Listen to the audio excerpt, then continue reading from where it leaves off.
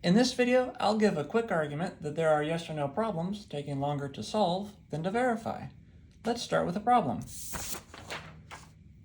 Given a program that may multi-thread, does it have a thread that runs for less than n instructions, where n is given in unary? Unary is like tally marking. We express n in unary so that the problem instance is at least n in size, as opposed to if we gave n in binary or decimal, where it would only take logarithmically many symbols to express n. An instruction is an atomic unit of work. Every instruction cycle, every processor, aka worker, does one instruction. And at any point, a processor may fork. That is, create another processor to do work in parallel. However, no two processors can communicate. A thread is a path of execution beginning at program launch, and every time a processor forks, that thread follows one processor or the other. This is like following an ancestor down to yourself in a family tree. So as an instance of this problem, consider the following program with some n, where solve is an algorithm that solves the problem. If solve given self and n, loop forever, else return. Self is a reference to the whole program. Solve is a single-threaded algorithm that solves the problem, accepting a program by reference and an integer in unary by value. All right, so solve accepts a whole copy of n. That's what it means to accept something by value. And it solves this problem. If solve says true, i.e. yes, in this program, that causes this program to loop forever. That's a contradiction because solve just said that the program does have a thread that runs for less than n instructions, but this program has only one thread, it's single-threaded, and that one thread is doing now infinitely many instructions. So the answer can't be true. It has to be false. Now suppose solve answers false, i.e. no, without having done n minus some constant number of instructions. That'll land us right here on this return statement, which causes the program to terminate. So the program's one thread will have done less than n instructions. But solve just said that the program does not have any threads that do less than n work. So it's wrong there too. So the only way for it to be correct is in a self-fulfilling way. It has to do at least n minus some constant number of instructions and then return false. That way, it makes the program's one thread do at least n instructions. So the program won't have any threads that do less than n instructions, making the answer false and the algorithm correct. I've been saying minus a constant to account for the number of instructions it takes to enter the solve subroutine, as well as to leave it and execute the return statement. All right, let's consider another instance of this problem. With some n, we're going to use this program as a problem instance. Here, we'll make n the program size. We'll say its source code size. F of n is the number of subroutines. We see them numbered 1 through f of n. What we want are as many subroutines as possible, such that the source code size of each is over any constant as n scales, and such that no two share any source code. Bear in mind, the average source code size of a subroutine is about n divided by f of n, the program size divided by the number of subroutines. We'll say the minimum number of subroutines is 2. Also, the reason we want each subroutine source code size to be larger than any constant as n scales is so that we have more than constantly many possible subroutines. If subroutine source code size was capped at a constant, there could only be constantly many possible subroutines. Another reason we want the source code size of each subroutine to be larger than any constant as n scales is so that each is large enough to contain the solving algorithm, so that each can have that proof by contradiction we gave earlier, so that we know each, in the worst cases, takes at least n minus some constant number of instructions to solve when viewing each subroutine as its own instance of the problem. Also, we need the source code size of each subroutine to be larger than some constant, k, independent of n. That way, we don't have any subroutines of, say, just 2 characters in source code size. So, putting that all together, pick some function f that accepts and gives a natural number such that n divided by f of n is not constant and greater than some constant k, and such that f of n is at least 2. What I mean by bulk fork is that the program will produce as many threads as there are subroutines, and then start each subroutine from its own thread. From there, each subroutine is free to fork further. To make those threads, the program keeps doubling the number of processors it has until it has one for each subroutine. All right, since the number of processors can double every instruction cycle, it takes log of f of n instruction cycles to set up f of n processors, one for each subroutine. Then, we look at each subroutine as its own instance of the problem, but instead of asking, does a given subroutine have a thread that runs for less than n instructions, we ask, does a given subroutine have a thread that runs for less than n minus log f of n instructions, because each subroutine already has log of f of n instructions done on its initial thread from that initial setup. Now, some technical details about the log of f of n.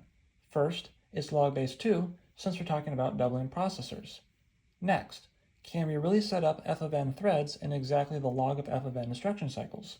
Well, on a real-world computer, almost certainly not, since we'd have to account for some overhead. For example, a loop to know when to stop forking. But on our imaginary computer, we can think of it as setting up exactly f of n threads in exactly the ceiling of the log of f of n instruction cycles. That is, the log of f of n rounded up. For our purposes, it's good enough to just say the log of f of n. Notice, if we knew ahead of time a particular thread in this program that runs for less than n instructions, we could verify that the answer to this problem instance is yes, there is a thread that runs for less than n instructions in this program, simply by running that thread and seeing that it runs for less than n instructions. However, if we did not know that ahead of time, because each subroutine could be thought of as its own separate problem instance, it could be that we would have to check each subroutine and we not find a thread that runs for less than n instructions until the last subroutine we check. So, in the worst cases, this problem takes longer to solve than to verify. Woo! Let's get on to our grand finale, solving versus verification. A lower bound expresses, usually approximately, the number of instructions or less it takes to do something, and an upper bound expresses, usually approximately, the number of instructions or more it takes to do something. Notice we're comparing solving lower bounds to verification upper bounds. This is because we want to show that in the worst cases, solving is harder than verifying. All right, C and D are constants. Remember from our discussion about this problem instance that in the worst cases, it takes at least n minus some constant number of instructions to solve. We'll call that constant C. Now remember from our discussion about this problem instance that the problem takes at least f of n times something instructions to solve in the worst cases, where f of n is the number of subroutines. Remember we showed that each subroutine must be considered in the worst cases. So we have a thread problem solving lower bound of f of n times something. So what is this something? Well, in the first problem instance, we saw that something to be n minus c. However, in the second problem instance, we're giving the solving algorithm the benefit of the doubt and further subtracting this log of f of n in case that solving algorithm skips the initial thread setup and gets right to the subroutines. Remember, each thread that goes into each subroutine has already had log of f of n instructions done on it, because for the first log of f of n instruction cycles, the number of processors is doubling each instruction cycle so that each subroutine gets one initial processor. So, what is our verification upper bound on our thread problem? Well, if we know ahead of time a particular thread that does less than n instructions in that program, we can simply execute that one thread and see that indeed there is a thread in that program that does less than n instructions, verifying that the answer is yes. Clearly, d times n instructions are sufficient to verify this problem, where d accounts for overhead of simulation. So, what does this say about Boolean satisfiability? Well, Thankfully, we have Schnorr's conversion. From that we know anything verifiable in y instructions is representable as an instance of Boolean satisfiability that is order y times log y in size. Here, we have something verifiable in dn instructions, so it's representable as Boolean satisfiability instances of size order dn times its own log. Further, its solving lower bound would be the same as what we have up here, just with this O for order of, since we did that here. We also know that Boolean satisfiability is verifiable in linear time, meaning that it can be verified on the same order of time or the same order of number of instructions as the size of the instance. So that's why the verification upper bound says same as size. All right, so algebraically speaking, how do we get from this verification time to this solving lower bound for Boolean satisfiability so that we can understand the relationship between verification and this particular solving lower bound? We're just going for a rough relationship here, so a couple things to bear in mind. One, f of n can be arbitrarily close to n so long as the rules on what f can be are met. For example, f of n can be n to the 0.99999 power, and for a large enough n, things will work. Also, for our purposes, n minus the log of f of n minus c is basically n. So this is basically just n times n, or n squared. Another thing to note, if we take something and multiply it by its own log, and then we take the log of that log won't be very different than the log of just that original something. Also, in big O notation, constant coefficients like d are disregarded. So d times n in big O notation, for our purposes, is basically n. So basically, we're dividing this by its own log to get what is basically n, and then multiplying that by what is basically n to basically get n squared. Rough summary.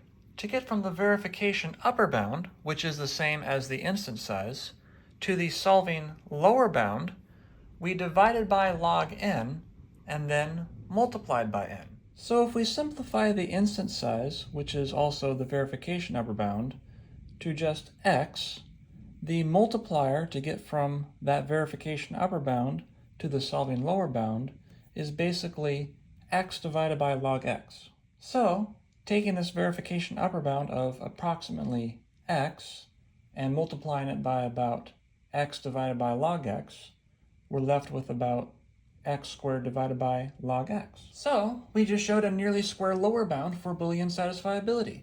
Thank you for watching, and I look forward to your comments.